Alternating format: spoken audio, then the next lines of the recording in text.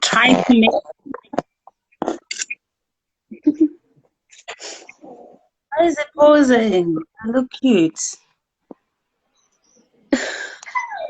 But I can't see you. I guess this phone has started. Oh my gosh. But it's not your phone now. I'm the one. I can see you moving, but it's like you can't see me, which is so funny. Okay, I will go out and then I'll request again. Sorry about that. Okay, cool.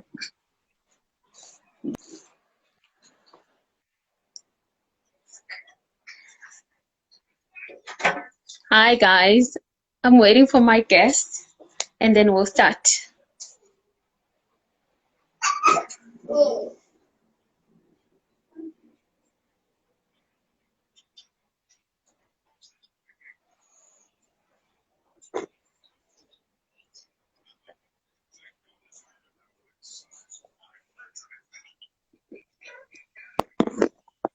yay! Hi, love. How are you? I'm fine. Can you see me? Yes, now I can see you. All right. Now if you get out, I'm sure it's gonna work out at the end. Why is it doing this? Guys, please let me know if you can hear her. Can someone say something? Now I'm Can you fine. guys hear her? Now No, I you're can fine. hear. Okay. How high?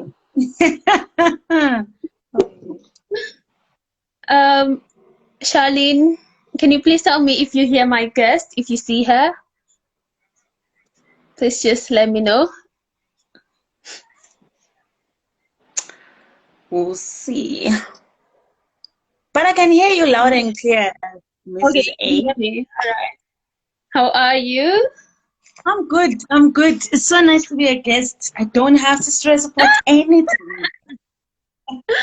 Oh my gosh, and I'm a host. It's my first time hosting. I'm always the guest. Okay, okay, Yes. cool. They can hear you. Love. And the network today is very good. Okay, so you can introduce yourself to them. In the meantime, who are you and what you're about? All right, so my name is Nokolo, but people can't say my full name. So I usually say, just call me Noxie. I am all the way from Mpumalanga. Showing my mug. I currently stay in Pretoria and I go to Cornerstone Church. But I always say this, my views are not of the church. They are my personal views. And as I'm a content creator, my blog is known as I am Intokazie. You can actually click up there and follow me. I call it a family. It's like your Christian family, you know. We just walk together and talk about stuff because life is real as much as we are born again. Yeah, it's so real. Amazing. Okay, do you guys want me to introduce myself? Yes, please. I feel like I see my sister is here. Sonto Faith is my okay. sister. Oh, she doesn't know me. All right. Hi, guys. Thank you so much for joining us first and foremost. My name is Curly Andre, but they call me Mrs. A. I am a wife, a mother, and hi, Sonto. That's your sister, right? I'm the founder of Kingdom Queens, mentor wives and wives in waiting. So that's what we're about here on Kingdom Queens.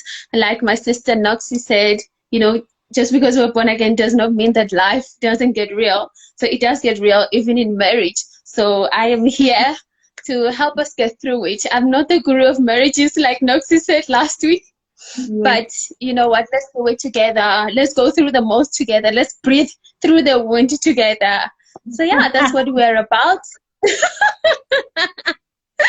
That's what we're about. Hi. That's my little brother, guys. So those naughty questions of yours, Noxie, not tonight, okay? All right, I'll try. Do I start asking you questions, or you're gonna ask me the hard questions first, and then I just get Oh, over it? you can tell them about the illusions of marriage first. We can do a quick recap of what we did last week and why we're back again. So, Okay, so Illusions of Marriage is a talk that I hosted last week on Jenny Tuesday on my blog. So every Tuesday I have what we call Jenny Tuesday, which just tackle different issues. And I felt the need that we need to talk about marriage. Not what we think marriage is, but just the realness of marriage. And because personally, I knew marriage is this beautiful thing. And then when you grow up, people start telling you marriage is hard and stuff like that. Don't get married and all that. So it was like it's either black or white. And then when I started talking to you and following your blog and just luckily I have your numbers, also reading your statuses, I got to see that marriage is actually just a beautiful journey with a person. Obviously, a journey is not easy, you know, as much as when you climb a mountain and stuff like that. It's not going to be easy, but it's beautiful as well. So I wanted us to talk about that and just get away with this perfect picture of marriage or the bad picture of marriage and just bring it to its real. Awesome. So we are back again this week because we got so much feedback and it was so overwhelming and so heartwarming. I honestly didn't expect that, especially because I was not appearing in the video, even in the live chat. It was dark. But like you said, what matters was the content and people got it and they loved it. So just seeing how much there is a need to actually speak about this, I think that's what also that's how Kingdom Queens was born, you know, because I felt, honestly, when I became a wife and then a mother, I felt there wasn't anywhere to go to. There wasn't anyone to walk through this journey with.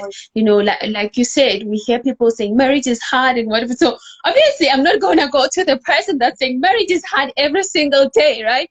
That's not where I'm going to go. So when Kingdom Queens was born, it was really about that, just to find like-minded women and just people with the same views and people who are also going through the same journey as you.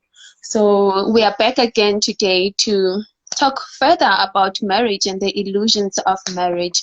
Because yeah, apparently there are people who have questions after after watching last week's live. Yeah, so we can get to it, guys. No problem.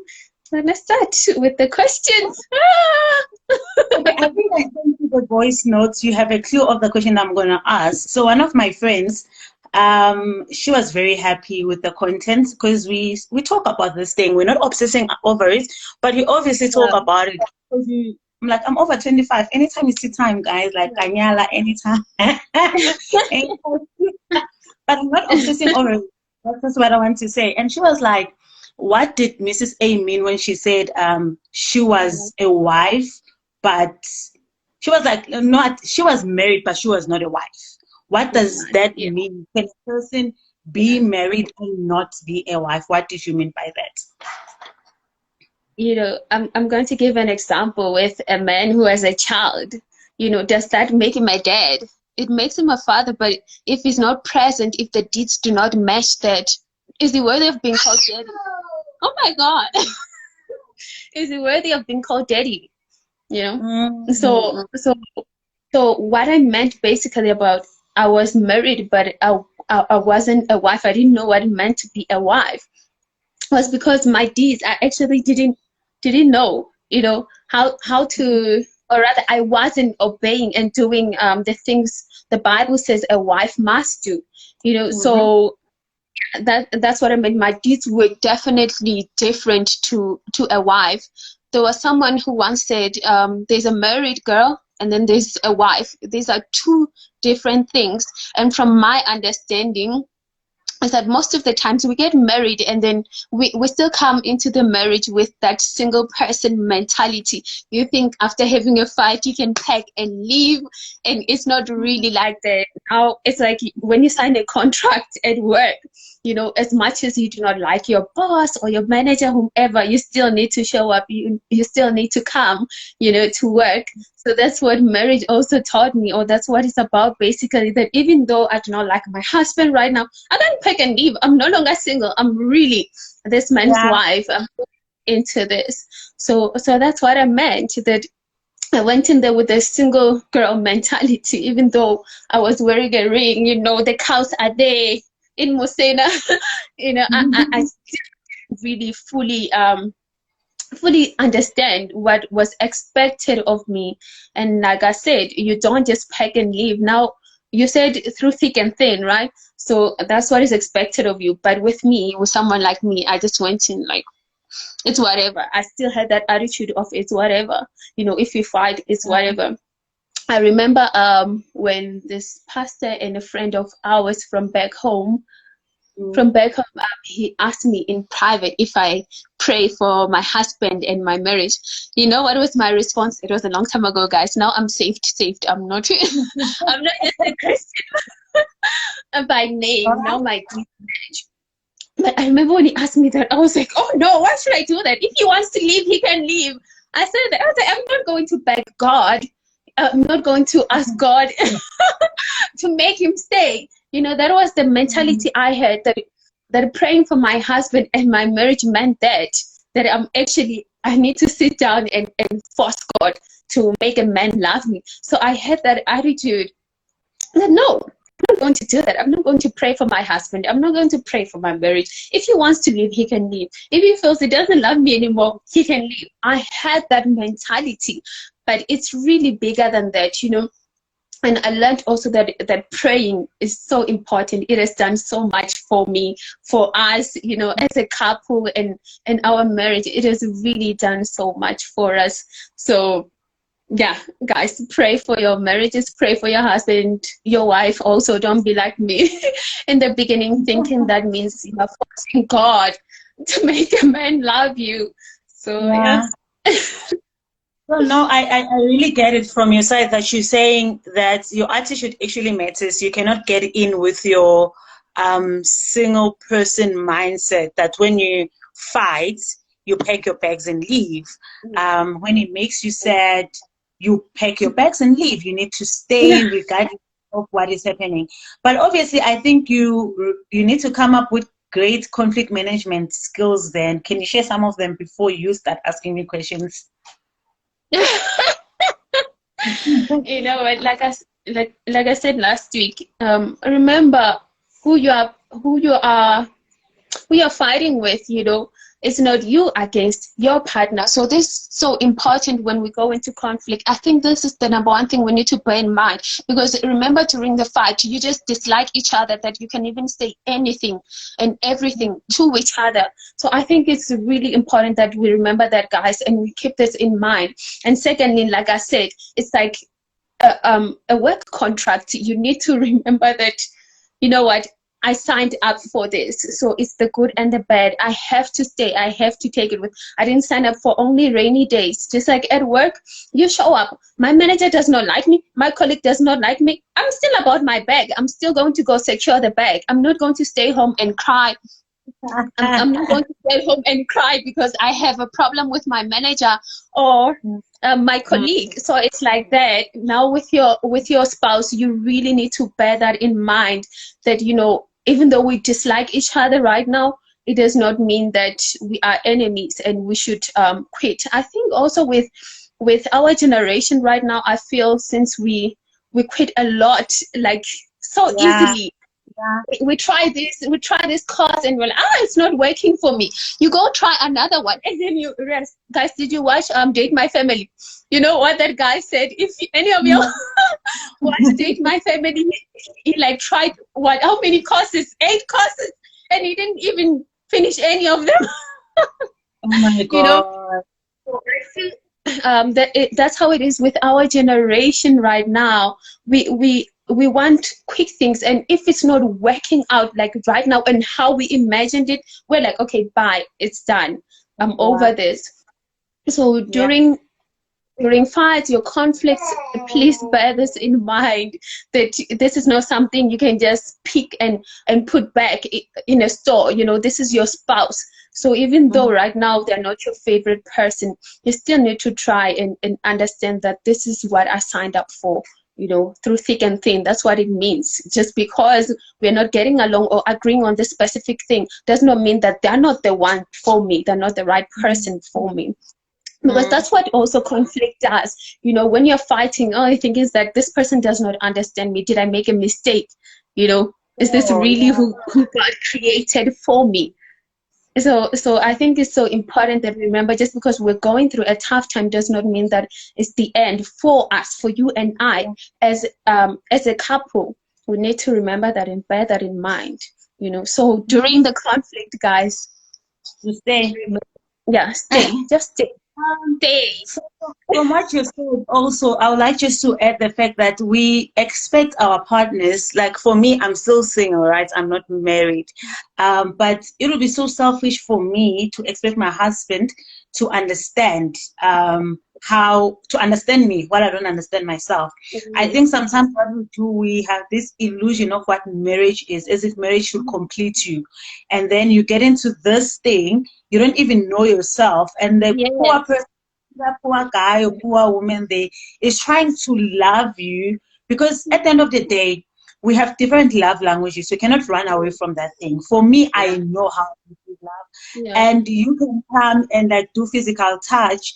For me, that is meaningless because that's not my Yeah. primary love. But Yes. I've learned to understand the fact that my primary love language, guys, it's gifts. I love gifts. Like they make me so I love it and I love quality time. And I had to learn that, instead of expecting a person to say, oh, hi, Nox, I love you, I care about you, and all that. That for me becomes a little bit meaningless if you don't spend time with me. Do you Yeah. understand? So I had to get to know myself before I expect someone to know me as well and to understand me. In that way, I'll be able to receive their love and stuff like that. So I think me and marriage, I'm on 70 now. I'm getting there. I'm getting there. Amen. So be it. So your sister's loving it. I have my sister, like she's more logical than me. I'm very emotional. Like I snap easily. So Santo is Yes. there, guys. She Mhm. she thinks straight like a ruler. Yes. Thank you. Okay. Don't be afraid to ask questions too, guys. We really welcome questions or even advice, tips. Like I said, let's breathe Yes, through the please. wound together. Yes, that's so you can ask me questions now. I'm ready. I've come down, I've drank water.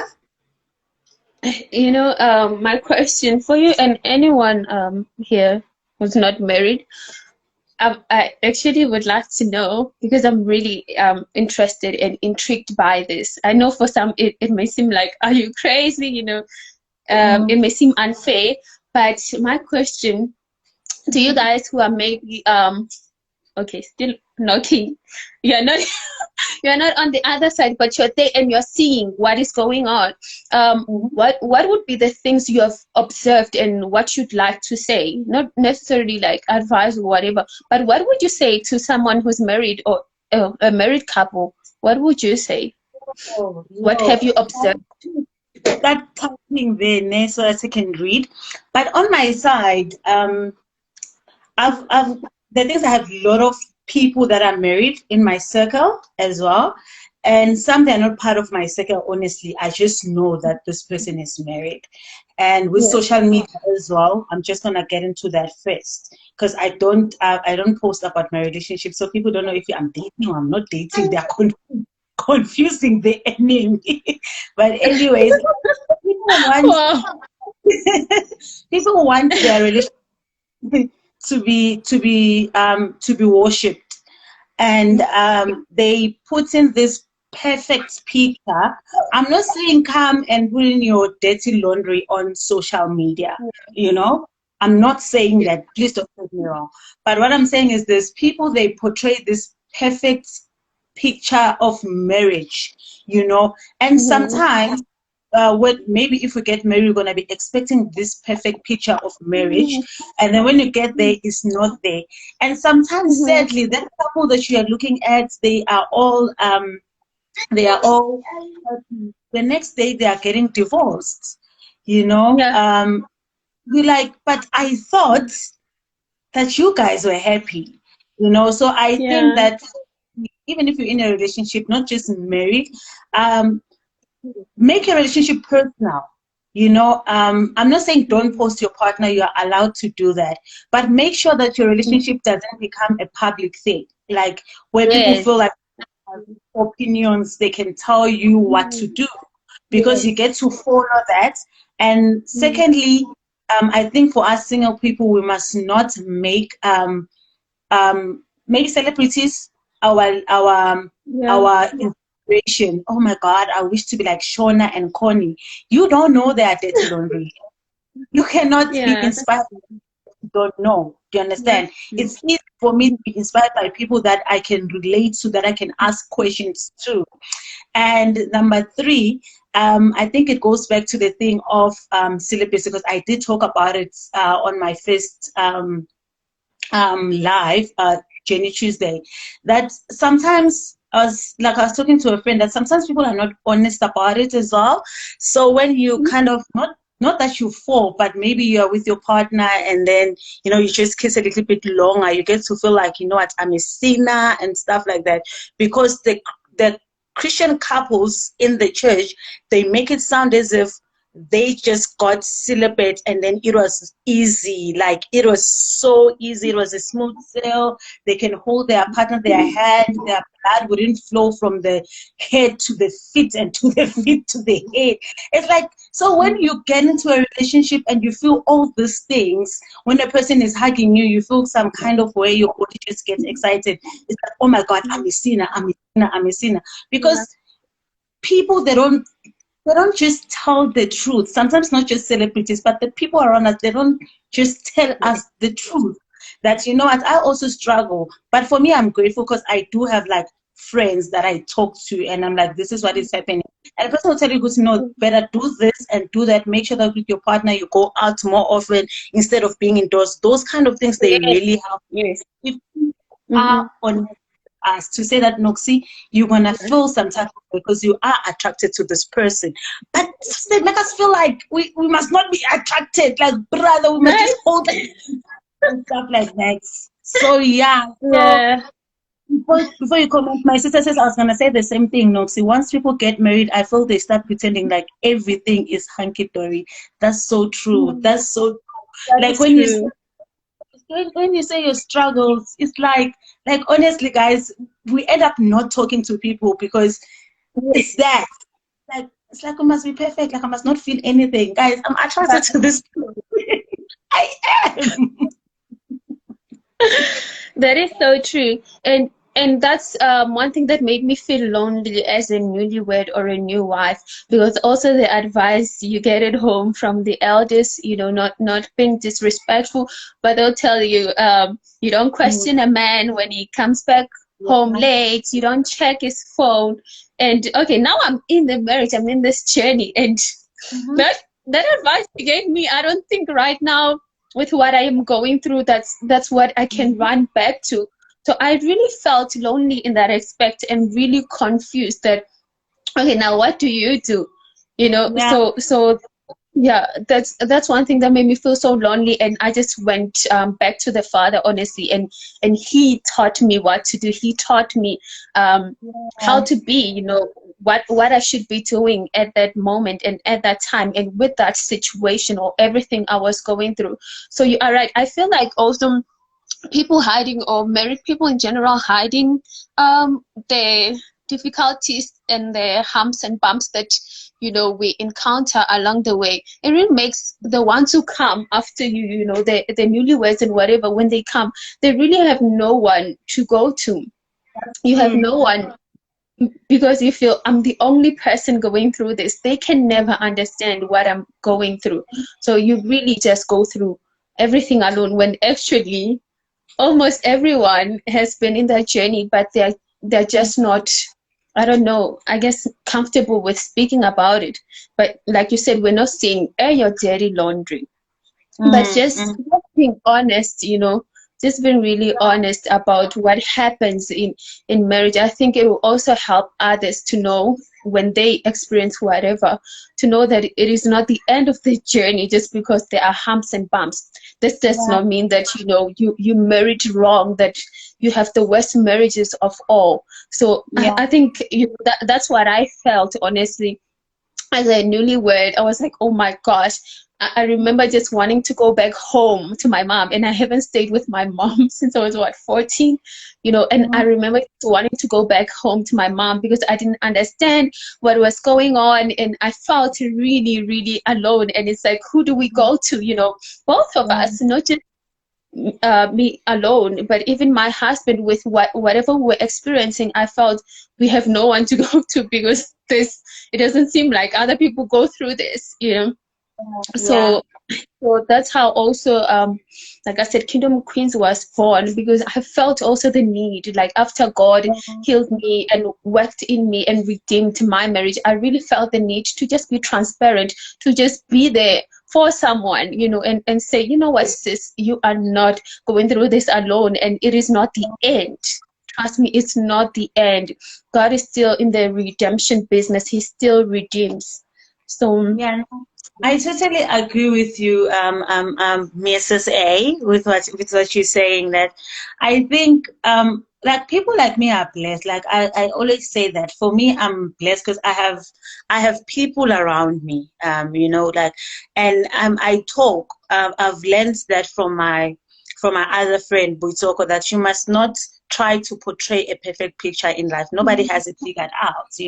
So I get to talk about these things, and I ask my friends who are married, and even people that are married, who have been married longer, who are not my friends. They will tell you that, what, it's beautiful. Like, we won't lie to you, because you get to spend the yes. rest of life with someone that you love, with someone that loves you as well, and stuff like that. But it also goes back to you guys talking about the important things as well, as a couple, before you even get married. I think that's one thing that I like to say to people who are single, who are not married yet, that you really need to talk about these things. You need to talk about, my other friend was like, you need to talk about money, Noxie. She's like, you need to talk about money before you get married.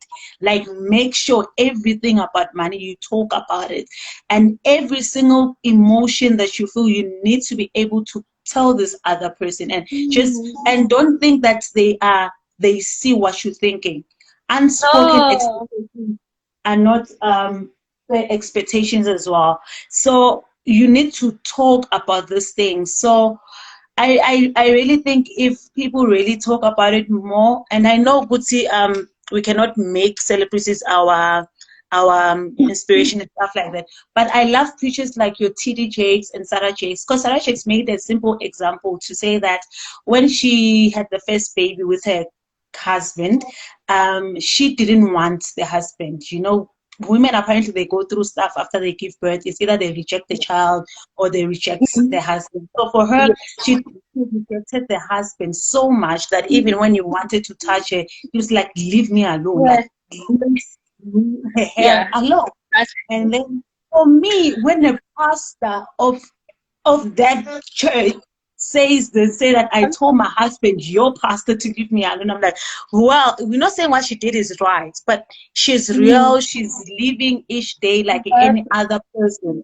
And when you go to her father, he made an example that he had a fight with his wife, Sarita, TD Jakes, that they were fighting, they were arguing, and then the wife decided that, I'm going to pack and leave and stuff like that. Then she packed her stuff. Imagine, this is a wife of a bishop. She packed the stuff, put them in the car, and then he came out. He says he was wearing only boxes. And then he started shouting, and he was outside. He started shouting like, and then for him, it became a spiritual thing, because God was like, look at you, a full bishop of a church. You are standing outside. But for me, I was like, what? Even these people go through this? I didn't think about it. So when we get to learn and hear people who are already in it, it's not that we're going to expect only bad stuff, but when the bad stuff comes, we can actually say, this is okay. Like, this is part of the yes. church. So, yeah. Yes. That's so true. And I think, people's testimonies, I mean, they are so important in every aspect, not just when, you have been healed or delivered from an addiction or whatever, but even that's, like you're saying, even in marriage, just knowing that, what, this too shall pass. I think it is so comforting to know that this is not the end, to know that we'll survive this. we'll survive this if we continue and do not give up on each other. I think it's so important that as husband and wife, guys, we really do not give up on each other, because trials and tribulations are going to be there. I'm not going to lie. Yes, marriage is wonderful. Like I said in my video, you can go check it out if you haven't. Does happily ever after really exist? You know, so there will be trials and tribulations, but the number one thing is just don't give up on each other. You know, I truly believe that okay, God gave me Mr. A because he entrusted me with him. So I need to play my part. I need to do my role as his wife and also a daughter of God, you know, to make sure that I do not disappoint God. To me, that is my number one thing. I do not want to disappoint God. I always tell people that I'm not really my hope and my trust in my, you know, everything. I do not depend on my husband, you know, to make this marriage work and to say that he will go out there and be faithful and whatever. No, it's in him. You know, I every single day I make sure I dedicate my husband and this marriage to God. And I believe that as long as I keep on, you know, dedicating and surrendering this marriage to God and giving it back to him as he gave it to me and giving it back to him, and I just carry on doing what I need to do, what I'm supposed to do, what God expects me to do, then I believe that everything will be fine, that he will take care of us. I truly believe that. And the minute I started living like that, I really saw God really taking care of my marriage. Like, I'm not saying we do not fight, we do fight. But it's not like hardly like in the beginning where we used to do things according to our own understanding and just being like, we know what we're doing, when actually we didn't know what we were doing, to be honest. So just giving it to God, just the woman in the Bible, Hannah, who dedicated the baby, her son Samuel, back to God. You know, God really does take care of you. So we really should make him a number one in our lives and in our marriages. He will really take care of us. I really see him every single day in my marriage. It is not perfect, but there is not a day now I feel like I want to leave. And remember, I used to be that person. You know, I couldn't wait to leave. I couldn't wait to leave. Like a fight, I was really thinking about leaving this man. But now, even during arguments, I think both of us, we've mentioned it before, that now we feel like, okay, we can solve this, we can work through this. It is not something that is like, you know, it's the end of the road for us. And most of the times in the beginning, we actually used to feel like that. It is only when we actually went back to the one who created marriages. Guys, that's why it's also important that we go back to God, because he's the one who created marriage, right? So when we do marriage without him, do we honestly think it will work? It won't work. I've seen it, because I've done marriage without God. I've seen it. It was like the worst thing you can experience, not even labor, delivering my child. But that painful, honestly. Doing marriage without God is the worst thing you can do. So once became quite shy, I've learned from that. I am not going back, you know, to thinking I know it, that I can do it without God, and leaning on my own understanding and whatever it is that I took here and there, whatever it is I heard from people. I just want to hear from you, God. I want you to be the one to make me a wife, you know, a suitable helpmate for my husband. And it's a prayer that we need to make every single day as both husband and wife. You know, we need to constantly go back to God and say, God, you know, help me to meet my husband's needs. Help me to be a suitable helpmate for him. And he must go to God and, you know, ask God to make him the husband suitable for me. It's very important that we ask God for that, because I think that most of the times we think, you know, wearing makeup, the fact that I can beat the face, you know, I'm pretty and whatever, I am cute, it's enough. You know, it's enough to it's enough for the marriage, it's enough to keep the marriage going. But unfortunately, that's not the case, and I learned the hard way, you know. And you think just because you're a pretty face or you have a banging body or whatever, that you are the one for your husband, like the perfect one. You are meeting each and every need. But I've realized that most of the times we neglect other needs. So we can only know about them if we go to God, help me, God. So you find that sometimes maybe he is going through things and he doesn't know how to speak to me about them. So just praying about it and asking God to help me be that suitable partner for my husband. I think it has also helped us to open up to each other. So just inviting God first, putting him first in the marriage and relying on him more than actually we rely on each other. It has definitely helped, because I think most of the times you meet your significant other and you fall in love and you're thinking, yes, this is it, and and you have this ultimate faith in your spouse that they're never going to hurt me.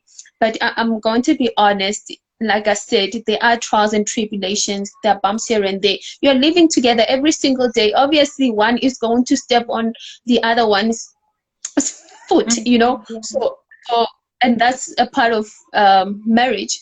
So just being there honestly, and knowing that your spouse is not perfect, like we said last week, you know and that's one thing God taught me, because to me I expected everything to be perfect. So that it's not perfect, or I'm out, it's not working for me. Yeah. No, I really like how you balance both, for those who didn't watch the video, maybe you can recap on the other part, that you understand the spirituality of marriage. You're not talking from a point of only just theory. You're talking from a point of, I've tried both and the other one works, and that is beautiful. You are a wife that prays for your husband. That is, before I continue, someone said that you can see when somebody prays, like you can see when a person prays. And from what you say, it's just all about just praying for your partner and understanding that they're human, they will step on your toe and all those things. That is the spiritual part of it. But for those who didn't watch, last week's video, which I'm still wondering why, but data is expensive, I understand. Let's talk about the other parts. The one that you did a video about, maybe you can share a little bit about intimacy, because I see that there are new people on this video as well. The intimacy part with your husband. No, I like talking about that because you are just all honest about it and open, so it is so easy to ask you those questions. Which one, the sex video or the happily ever after? No, you already did the other parts. Because Which one?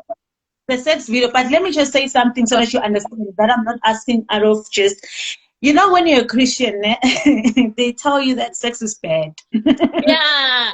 Oh. And then you start doing it outside marriage, or you don't do it at all. And when you get in marriage, you find out this thing is actually not bad as well. So what's your point when it comes to intimacy with your husband? And also you can add on communication as well, because I think they both goes together. Yes, guys, it's really important. I'm gonna start with communication first and foremost. This is why friendship is so important in a marriage, because just imagine spending forever with someone who you feel is not meeting your needs in the bedroom. So this is where the communication aspect of it will come in. Because you're going to be miserable. You're going to have a miserable marriage. Even though we are believers, that does not mean that we do not want to have pleasure with our spouse, with our husbands. So that's why communication is so important. I truly believe you need to develop a friendship so that even when problems come, or disagreements in the bedroom come, you're able to sit your husband down or your wife down, and when you speak about. Wait, there are disagreements. I didn't know this part. Okay. No, but I didn't know how to put it, but I don't disagree with whatever. I'm trying to be PG-13, okay? No one is 13 here. I'm trying to check.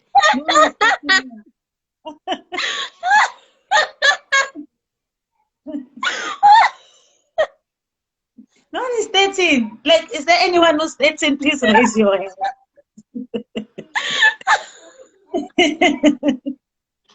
Oh my God, guys, Kelly won't stop laughing. Oh my, I made the worst mistake ever. Okay. So, if, okay, let's say if maybe there is something you do not like, or maybe he doesn't like, or you want him to do, or he wants you to do. This is where communication is is really important and needs to come in. So let's talk about sex with each other as husband and wife. It's so important. It's as important. You know, I said in the post that talking about it is as important as doing it. So My sister says no one is touching. Bring it up. This is my sister. Like you can tell. Like we're the same. okay, if you know me, you know I have a favorite verse regarding this this topic. Where's my verse? Hold up, I got my Bible today. Okay. To show that I'm basing it on the word, guys. I don't want you thinking, yo, this girl. Bring it. I'm sorry, my facts. So, 1 Corinthians 7 says, I'll start from 5 actually. Do not deprive each other except by mutual consent and for a time, so that you may devote yourselves to prayer. Then come together again, so that Satan will not tempt you because of your lack of self-control. I love this verse so much because it is so real, you know, because I mean, everyone who reads the Bible is a believer, right? I like the last line so much. I even underlined it, because of your lack of self-control. Who said just because you're a believer, just because you're saved, you want like self-control? Was it just because you are husband and wife, you won't go out there and then face some temptation? Like I said in the video, even our Lord and Savior Jesus Christ was tempted, and even when he taught us how to pray, he said, lead us not into temptation. So this is why, according to the Apostle Paul, this is why it's so important that husband and wife, you have sex and you have lots of sex, because of your lack of self-control. Yeah, no, it's not 13-year-old, so I'm bringing it. I'm getting. Guys, okay, yes, you must shake. Okay, it's fine. You know, Right, that yeah. humans have lots of sex. And my understanding of this is because, you know, I'm human and I know my husband is human and everyone else. Like you said, we are attracted to each other. We have sexual feelings, right? So my understanding of this is that if we are not doing it at home, there is a possibility, you know, that because of lack of self-control, I may fall into temptation, or my husband may fall into temptation, according to the word of God. So we do not need to deprive each other. You know, my husband's body is mine. It does not belong to him only. And I like telling him that verse. You know, that the word of God, the word of God says this. So I think we also need to remember that because Oh, you no, you need to. I see you, Norma. Yes, Kelly. Please write a comment, Kelly. I want to hear your side of the story here. It's so important, and I feel, or from what I've observed, is that in marriages, there are so many sexless marriages. Not that I am there by the window every night to see what they're doing, but from what I read and what I hear, I can tell that the enemy has really put his stamp in other people's marriages. You know, Heather once said that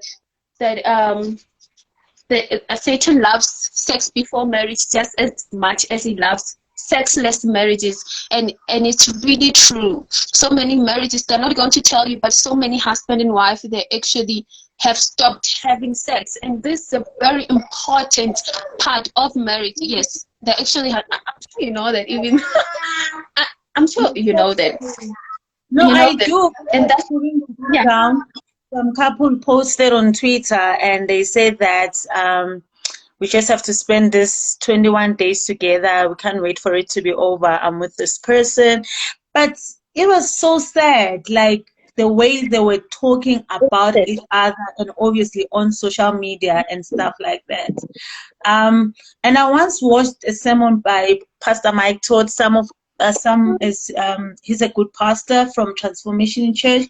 He was saying for him, how he perceived it is like, sex for him is like water. He can drink tea, coffee, and all those things. But when you want water, you basically just want water. And then he says the way he sees sex in marriage, obviously, is that he asks for water all the time from his wife. And if the wife says no and says no and says no, when somebody comes and offer him a glass of water, he's gonna take it, not because he doesn't love his wife or he doesn't love the water that comes from, but it's because he's been asking for a glass of water from him. Not that he's blaming the wife, but he was just saying the point that you really don't deprive the other person. You must not do that. If you don't feel like it, think about the other person as well. So yeah. Wow, this is amazing. I love this. So also to hear it from someone who's a pastor like Pastor Mike Todd. I mean, we know him. He is amazing. I didn't know that he said that, and to hear that, it's really amazing. And it also just confirms the word of God, because I'm sure some people may look at him like he's a pastor. He's supposed, to know how to deal with all this. He can't have a lack of self-control. But the word of God didn't specify that, okay, the ones who do not have lack of self-control is these ones, and then those ones, So it's important. It's for every husband and wife. Even the title says marriage. 1 Corinthians chapter 7. It says marriage up there. It didn't say us who are not pastors or whatever. So it's really important. I always encourage husband and wife to really have sex. It's a very important aspect of your marriage, and I will keep talking about it because I have realized that there are sexless marriages, and that's the enemy's work. Because obviously, the Lord wants us to have sex. He created sex, for husband and wife. Hey, my brother's watching this. Get married first, and then what? I'm not going to go around. I'm saying marriage. You said marriage. I'm such a big guy. No, I really get what you're saying, Kelly, and yeah, I have learned something today. As I've said before, I just like how you understand the spiritual side of marriage, and also the fact that we are living in the flesh as well. Yes. And God has said that don't have sex before marriage, meaning that when you are married, you can have it. And also how you deal with conflict and communication as well is very important. And I always say these unspoken expectations are not expectations. They are not fair to the other person. You cannot expect them to be perfect. You cannot expect them to be a sangoma. You cannot expect them to be whatsoever. Just always talk about this, especially when you're dating. I'm a very expressive person. I express myself so that if we get married, you don't get surprised. I don't want to change on you. Obviously, there are a few things that are going to keep on growing, and you're going to, but I really don't want to get to feel like I have to transition and be a total different person than I was when we were dating. And so, thank you so much. Hello, Pastor Menelisi. You came at the end of it. No, you missed out. I told people I'm not saving you. No, you must. I really need it. I put on my okay. So thank you so much, Lily. I don't know if you have any questions that you'd like to ask or your closing remarks before we go. Oh. I'm hitting you with another verse again. Okay, Mamorut Rarape. So it'll be from 1 Peter chapter 3. Your beauty. Okay, I'll read from verse 3. Your beauty should not come from outward adornment, such as braided hair and the wearing of gold jewelry and fine clothes. Verse 4, instead, it should be that of your inner self, the unfading beauty of a gentle and quiet spirit, which is of great worth in God's sight. For this is the way the holy women of the past who put their hope in God used to make themselves beautiful. So this is one of the verses the Lord gave me. This is one of the verses the Lord gave me as I was, in my journey of learning really what it means to be a wife and a godly woman. So obviously I was a nagger. I mean, I'm a woman. So I used to be someone who'd nag, like if I'd want things to be done a specific way, I would just be on my husband's case. And I realized that as God worked in me and changed me, and as I followed like the ways of the past women, the holy women in the past, I realized that things just flowed easily.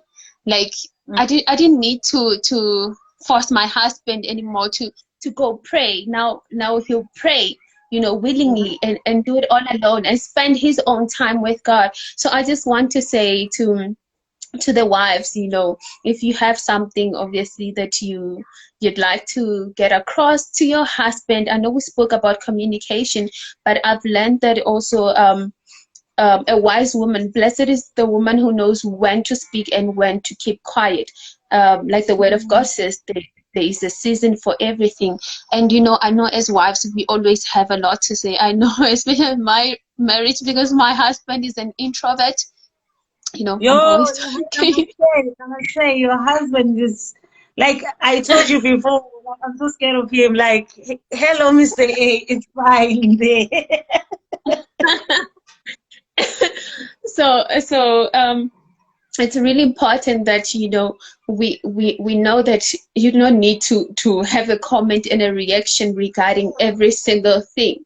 And also for the sake of peace, also for the sake of peace, you need to sit down really and ask yourself, as a woman, as a wife, as the woman of the house, who was entrusted with this family and this life and this man, by God. You need to ask yourself, what is more important to me? Me always talking and having an opinion and a reaction about every single thing that my husband does, or me having peace me having peace in my home. So just God giving me this verse, it has really changed my life, because like I said in the beginning, we think just because you're pretty, you have a banging body, that automatically makes you a great wife. You're meeting all of his needs. He should feel honored to have you in his life. But that is not the case. Like the word of God says, you need to be beautiful from the inside. And I mentioned in our previous chat in part 1 that I was someone who was very ugly. I was ugly, an ugly woman. I was not a godly woman. As much as I said I was a Christian, my deeds weren't matching that. So it's very important that we fix ourselves from the inside first, that we are beautiful on the inside first, especially at home, guys, not just outside, but also at home. You make sure that you have peace and you are beautiful. You are not that woman who's always nagging that your husband is even scared to come back home from work because he's already thinking, I'm coming back to a headache. So if you also want to establish that friendship with your spouse, just be that, just be what the word of God is saying. You can go read from 1 Peter chapter 3.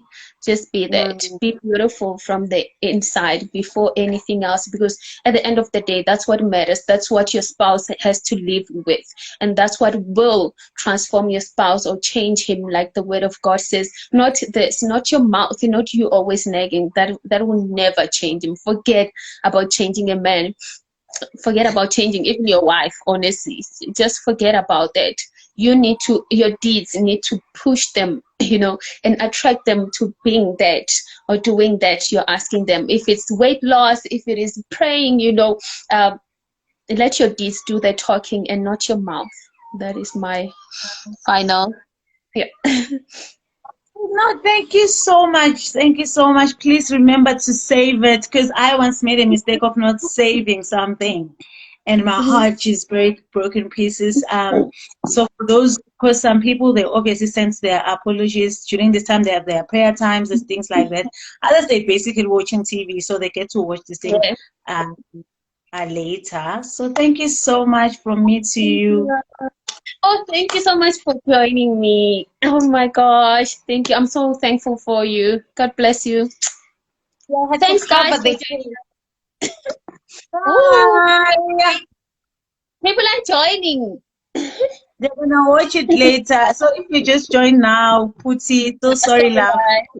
He's gonna Amazing. save it, and then you're gonna watch it later. It's like a 1 hour talk about marriage. That is so real. Um, please invite me to your weddings with Mrs. A, because we deserve seats. Do you understand? We We really do.